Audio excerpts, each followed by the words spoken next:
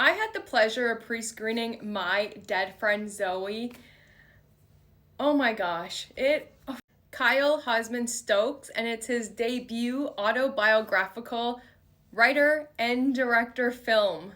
And it's also Travis Kelce's first executive produced film as well, so we have a lot of debuts on this film. Y'all already know how I feel about Mr. Ed Harris, but it has Mr. Ed Harris in it, Morgan Freeman, Shaniqua Martin Green, and Natalie Morales. And something super cool is that 90% of the rest of the cast is comprised of Army veterans. And what is beyond cool is the film has aligned itself with 3 of the most prominent nonprofit and veteran organizations.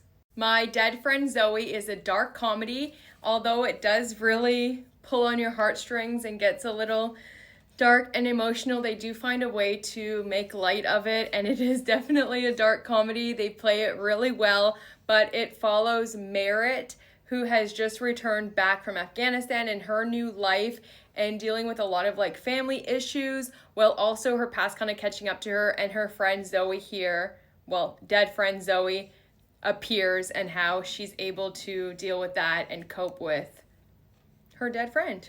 I really feel like there is so much messaging in this film with a lot of PTSD and what veterans have to go through. Also, like with a buddy film, it's a family dynamics film. It deals a lot with grief and how to process grief and how people process grief differently. And also just the impact of war and veterans and what happens to them and how each are different when they do return home and their life and like having to kind of deal with your shit. And to me, it really spoke to like the generational trauma of grief, of hardship, of PTSD, and of war. And now more than ever, I think it's a very important film that everyone should see. So it's out on the 28th February. Check it out.